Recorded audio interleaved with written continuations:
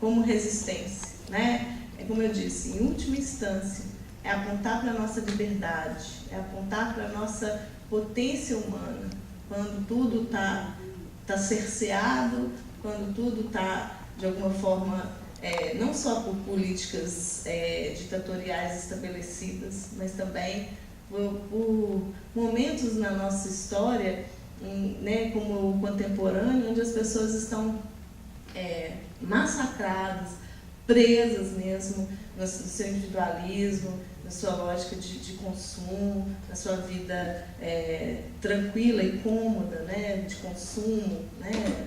Então, fica o epitáfio aí do Juan Riemann para a gente entender essa delicadeza do lugar poético.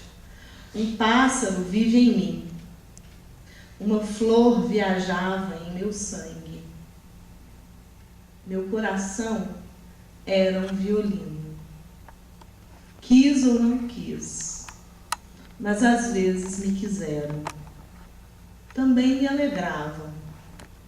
A primavera, as mãos juntas, o feliz. Digo que o homem deve sê-lo.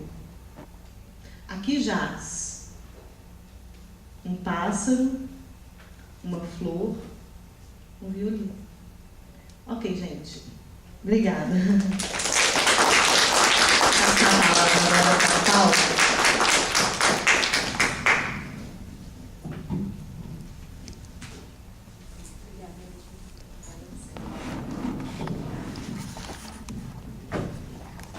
A Paula, que todo mundo sabe que é Renata, né? Eu tenho uma ambiguidade de nome, gente, é normal. Pois é meu nome de guerra.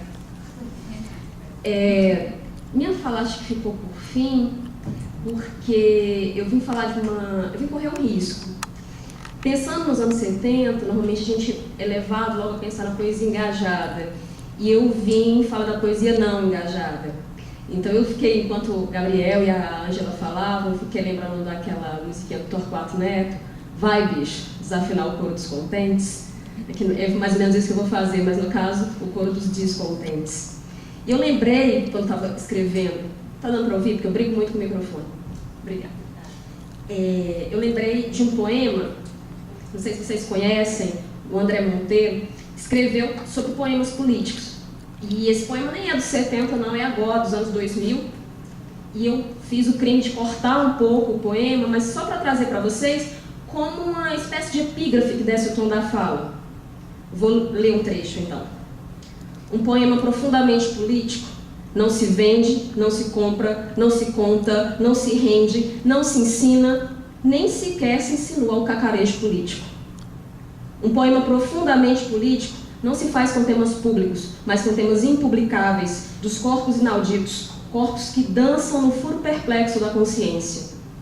Um poema profundamente político não é um poema sobre a política, mas com uma política do que não tem política e nunca terá. Um poema profundamente político não é um poema sobre o povo nem para o povo, mas com o povo que nele se inventa e se sacode. E aí ia continuar, mas eu dei corte para deixar o sabor da leitura depois para vocês. Bom, eu fiz um texto, mas eu vou interferindo e cortando e ajustando para que não fique tão congelado, tá? Sempre que ouvimos falar do período da ditadura, em especial da música e da poesia dessa época, somos levados a imaginar a produção engajada e os sentidos diretamente políticos que eram levantados como bandeiras pelos jovens de então. Tal compreensão, embora condizente com parte da produção da época, não dá conta de todas as manifestações literárias do período, principalmente se levarmos em conta que a ditadura durou 20 anos, 21 anos, mais de 2 décadas, e que mais de uma geração de poetas conviveu nesse ínterim. Os anos 70, especificamente, são múltiplos, ocupados por tendências muitas vezes irreconciliáveis. A Maria Rita Kell fala sobre o tempo, uma frasezinha que eu acho que é interessante para a gente pensar essa distribuição temporal, que é: o tempo não é um fio, mas é um tecido de muitos fios cruzados, e é impossível seguir o traçado de todos. Essa dificuldade estaria, então, em perceber que fios que a gente tem que seguir, para não incorrer numa categorização que seja simplista. E sobre essa categorização simplista, o João Adolfo Hansen diz o seguinte: Hoje, analisamos os anos 70 com base no ponto de vista do nosso conformismo neoliberal, que fala da cultura sem a política. Às vezes classificamos os anos 70, os anos 60, os anos 80, como se essas datas efetivamente significassem repartições nítidas, realmente existentes.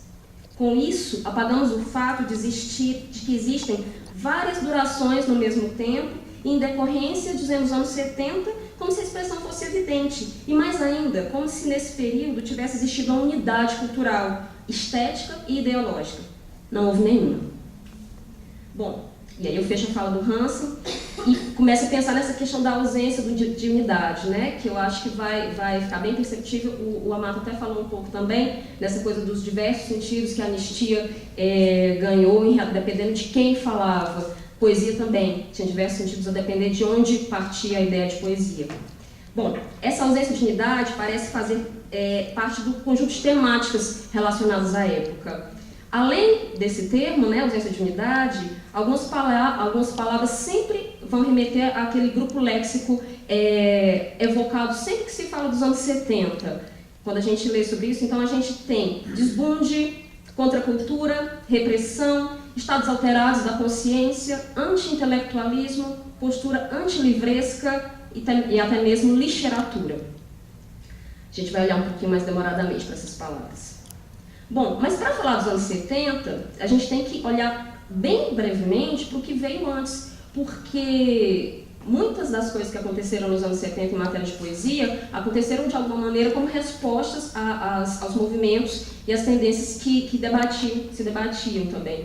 Então, a Heloísa Buarque de Holanda, que foi a primeira compiladora, digamos, da poesia marginal dos anos 70, e o Carlos Alberto Messere Pereira, que é o primeiro teórico da poesia marginal em sociologia, aponta o cenário dos anos 50, passando por 60, como sendo formado basicamente por duas estéticas, duas poéticas, e ambas seriam engajadas, que seria a literatura do tipo CPC, né, do Centro Popular de Cultura, mas também a literatura do movimento concretista. E aí é interessante porque chamar o movimento concretista de arte engajada, à primeira vista, soa estranho para a gente. Como assim o concretismo é engajado se a gente pensa que o concretismo era apontado como aquela literatura da Torre de Marfim, daquela literatura que só após o participante percebeu que existiam sentidos políticos ali envolvidos. Na verdade, não é bem assim, né? O que a gente pode falar, então, isso? Tanto os artistas da poesia engajada, e aí volto para o texto aqui, quanto da poesia concreta, acreditavam no futuro como expressão do avanço da técnica ou da politização, tá? Ou seja, o futuro como resultado das operações efetuadas no presente. Então tinha uma ideia de futuro claramente demarcada e o que se atuava nesse presente necessariamente causar alguma consequência no futuro e daí o engajamento. Bom, para os concretistas, isso se traduz numa tentativa de equiparar a produção realizada no Brasil com a estrangeira, chegando mesmo à ideia de ultrapassar o que se faz no exterior, como se participassem de uma corrida em que fosse possível ganhar. Né? Já para a poesia engajada, e aí eu cito a Heloísa Buarque de Holanda, a relação direta e imediata entre arte e sociedade era tomada como uma palavra da utopia, faz parte da função do poeta o engajamento para a realização dessa utopia. Nessa época surgiu uma coleção chamada Violão de Rua, que era de poesia notadamente engajada. E eu trouxe um trechinho da apresentação desse violão de rua para a gente pensar alguns termos que estão colocados na introdução. Violão de rua é um gesto resultante da poesia encarada como forma de conhecimento do mundo e servindo, portanto, ao esforço para uma tomada de consciência das realidades últimas que nos definem dentro desse mesmo mundo. Ou seja, poesia tomada como um gesto e como uma tomada de consciência, uma função delimitada e pensada para a poesia como serviço. E completa, Violão de Rua, obra participante, mas não partidária, pretende ser mais um solavanco nas Torres de Marfim de uma estética puramente formal, conservadora e reacionária. E aí eles estão enfiando um alfinete no concretismo. A crítica à vanguarda concretista, então, foi feita de maneira perentória por esse grupo, né, por esse grupo engajado, que, ao assumir para si a pecha de intelectual que fala pelo operário, muitas vezes acabou por fazer da arte um panfleto, que em seus piores momentos, não nos melhores, como a gente viu alguns aqui, não serviu totalmente nem aos propósitos da arte, porque portavam a queda no rigor da produção, e nem aos da política, né? Porque com o golpe militar, de alguma maneira, houve um silenciamento dessa produção. E aí eu vou trazer uma fala da Flora Susequinde, que apesar de que tem vários momentos de questionamento nos livros dela, esse que eu achei interessante porque ela vai fazer um histórico de como a poesia, como parte da poesia engajada, chegou ou não chegou àquele público que era pretendido por ela. Diz a Susequinde, para ela, na verdade, no início da ditadura não houve uma repressão total, né, do discurso da esquerda, apenas foram cortados os vínculos dessa esquerda com as classes mais populares, ou seja, o poema efetivamente não chegava em quem era visado, tá? Ela diz o seguinte: até 68, curiosamente, houve certa liberalidade, inclusive para a produção cultural engajada.